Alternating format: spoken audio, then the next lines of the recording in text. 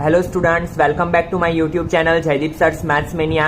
In today's video lecture, I will explain you about quadratic formula of exercise 4.3. It is question number 2 of exercise 4.3. Exercise 4.3 और exercise 4.4 दोनों exercise quadratic formula पे based है, तो ध्यान देना, बहुत ही easy formula है, एक ही फार्मूला आपको याद रखना है तो पूरी एक्सरसाइज हो जाएगी.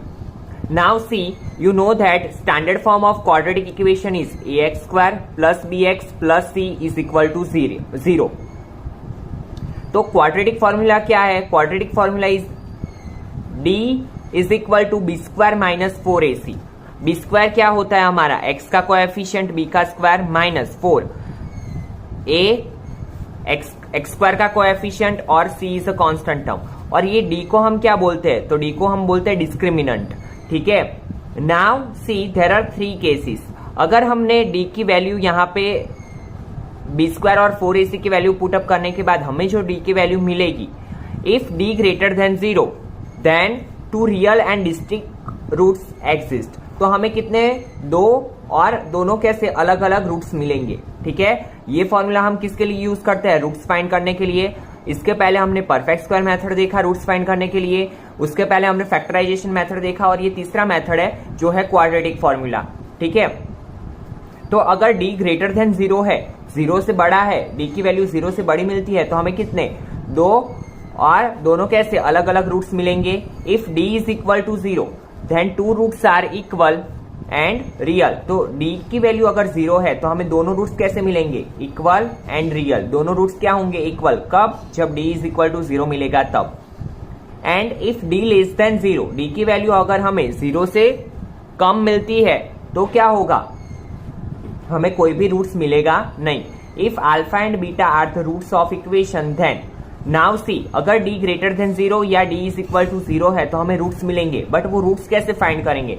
तो उसके लिए इक्वेशन है, अगर alpha and beta are the roots of the equation then alpha is equal to minus b plus root d upon 2a, beta is equal to minus b minus root d upon 2a.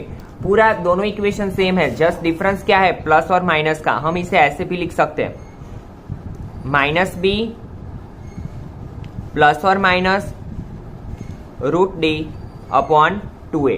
ठीक है. तो हम उसे ये भी लिख सकते हैं, माइनस बी प्लस और minus root d upon 2a. एक बार प्लस देंगे, एक बार माइनस देंगे.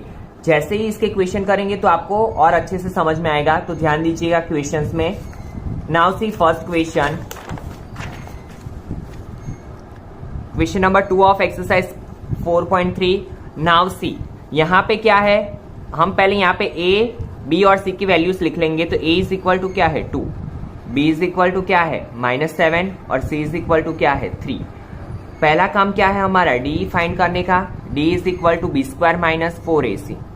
ठीक है. नाउ बी स्क्वायर क्या है? -7 का स्क्वायर माइनस 4, a क्या होगा? 2 और c क्या है? 3. तो -7 का स्क्वायर 49, 4 2 जा 8 3 जा 24, -24, 49 माइनस 24 25. d की वैल्यू मिल गई. अभी हमें इस पर से पता चलेगा, यहाँ पे देखो 25 क्या है? Greater than 0. ठीक है. तो यहाँ पे लिखेंगे here d greater than 0, so the roots are real and distinct. ठीक है. दो अलग अलग हमें रियल और अलग अलग रूट्स मिलेंगे. अभी रूट्स फाइंड करने के लिए हमारे पास इक्वेशन था, alpha beta is equal to क्या? माइनस बी प्लस और minus root d upon 2a. ठीक है. तो हम एक बार क्या देंगे? प्लस देंगे, minus b plus root d upon 2a. Beta is equal to minus b minus root d upon 2a. तो अल्फा इज इक्वल टू क्या होगा? माइनस बी क्या है? माइनस बी क्या है? -7. तो -7 रखो प्लस रूट डी 25 अपॉन 2. एक ही जगह पे क्या रखेंगे? 2. तो alpha is equal to minus minus plus 7 plus 25 किसका स्क्वायर रूट है? 5 का. 2 2 जा 4. तो alpha is equal to 7 plus 5 12 divide by 4, 4 3 जा 12. तो अल्फा इज इक्वल टू 3. ये हमें मिली अल्फा की वैल्यू. ठीक है.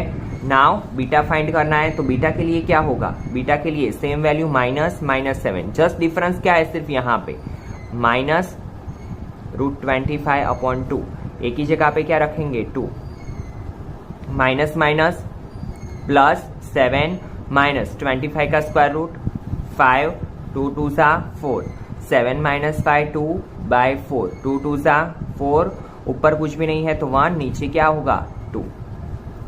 तो हमें दो रूट्स मिले, कौन कौन से, एक मिला 3 और एक मिला 1/2। ठीक है, देखिए यही क्वेश्चन हमने परफेक्ट स्क्वायर मेथड से भी किया था, तो दोनों में आंसर तो क्या आएगा, सेम ही आंसर आएगा। ठीक है, आंसर में कुछ डिफरेंस नहीं होता है, सिर्फ मेथड अलग अलग होती है। तो अगर आपको एग्जाम में ऐसा बोला है क्वाड्रेटिक फॉर्मूला, तो आप यही फॉर्मूला यूज करोगे। परफेक्ट स्क्वायर बोला है तो वो वाला फॉर्मूला यूज करोगे। और सिर्फ आपको बोला है फाइंड द रूट्स, तो आप फैक्टराइजेशन मेथड भी यूज कर सकते हो, परफेक्ट स्क्वायर मेथड भी यूज कर सकते हो और क्वाड्रेटिक फॉर्मूला भी यूज कर सकते हो।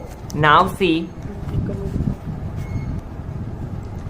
in question number 2, first of all we have to write a is equal to 2, b is equal to x के आगे कुछ भी नहीं है, that means 1, और c is equal to -4।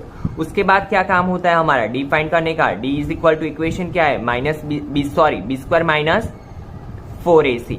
Now b square means 1 का स्क्वायर -4, a की value 2, c की वैल्यू -4। ठीक है, तो 1 का स्क्वायर क्या होगा 1, माइनस माइनस क्या हो जाता है प्लस, 4 4 सा 16, 16 2 सा 32, 32 प्लस 1 33, डी की वैल्यू हमें मिल गई। तो हमें क्या चेक करना है कि डी की वैल्यू क्या मिली, ग्रेटर देन 0। ठीक है, 33 क्या होता है ग्रेटर देन 0, तो यहां पे लिखेंगे here d greater than 0, so the roots are real and distinct. ठीक है, अभी रूट्स फाइंड करेंगे। रूट्स के लिए हमारे पास इक्वेशन है alpha beta is equal to -b plus और माइनस √d/2a। ठीक है, ये इक्वेशन है। नाउ सी b की वैल्यू क्या है -1 प्लस और माइनस √d की जगह पे 33/2, a की जगह पे क्या करेंगे 2, तो -1 प्लस और माइनस √33/4। तो अल्फा इज इक्वल टू, एक बार प्लस लिख लो,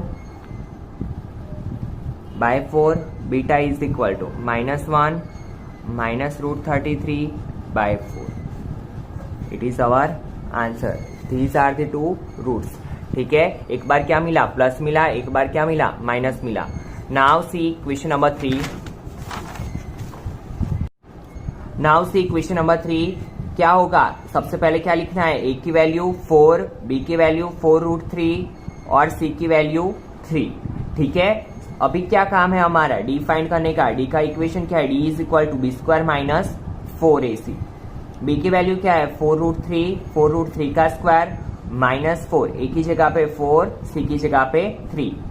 c इसका स्क्वायर रूट कैसे, इसका स्क्वायर कैसे निकलता है, तो हम क्या करेंगे, देखिए यहाँ पे 4√3 का स्क्वायर इज इक्वल टू, तो ये स्क्वायर इसे भी मिलता है इसे भी मिलता है, तो 4 का स्क्वायर क्या होगा 16, √3 का स्क्वायर क्या होगा 3, तो 16 3 सा 48। ठीक है, तो यहाँ पे लिख लो 48 माइनस 4 4 सा 16, 16 3 सा 48, 48 माइनस 48 इज इक्वल टू 0। तो डी की वैल्यू क्या मिली हमें, डी इज इक्वल टू 0। डी अगर 0 मिला दैट मीन्स क्या होगा, यहाँ पे लिखेंगे here d is equal to 0, so the roots are, roots कैसे मिलेंगे, इक्वल एंड रियल। ठीक है, जब भी d इज इक्वल टू 0 होता है तो रूट्स कैसे होते हैं, रियल एंड इक्वल। ठीक है, नाउ सी क्या करेंगे, रूट्स फाइंड करेंगे। Alpha beta is equal to -b plus और माइनस √d/2a। तो -b क्या है, b क्या है 4√3, तो -4√3 प्लस d की जगह पे 0, 2, a की जगह पे 4। ठीक है, तो -4√3 नीचे क्या आएगा 8, 0 का स्क्वायर रूट तो 0, तो लिखने की जरूरत नहीं है। ठीक है, तो 4 2 सा 8, तो -√3/2 alpha beta, that means alpha और बीटा क्या मिले, दोनों इक्वल मिले, -√3/2 और beta is also -√3/2 and it is our answer. ठीक है। Now last question. सबसे पहले क्या करते हैं हम, ए बी सी की वैल्यू लिखते हैं। तो ए की वैल्यू 2, बी की वैल्यू 1 और सी की value 4। Now find D. D is equal to B square minus 4ac। तो बी स्क्वायर मीन्स 1 का square minus 4, A means 2, C means 4।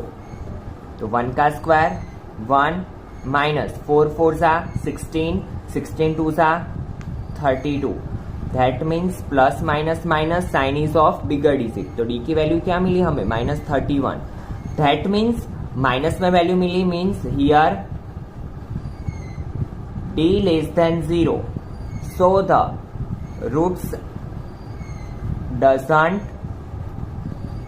exist। आगे आंसर मिलेगा नहीं, रूट्स हमें मिलेंगे नहीं। क्यों? क्योंकि यहाँ पे d की वैल्यू क्या आई, -31। ठीक है, जब भी लेस देन 0 होती है तो रूट्स डजंट एग्जिस्ट। तो आपको यहाँ तक ही सम करना है। ठीक है, तो ये आज का बहुत ही इजी मेथड था। एक दो बार घर पे भी प्रैक्टिस करना, और इसके जैसे टेक्सचुअल जो एग्जाम्पल है उसकी भी आप प्रैक्टिस करो, तो आपको आइडिया आएगा कि आपको आता है कि नहीं आता है। ठीक है, और फिर भी अगर आपको कुछ प्रॉब्लम लग सकता है तो आप कमेंट सेक्शन में कमेंट डाल सकते हो। Thank you students.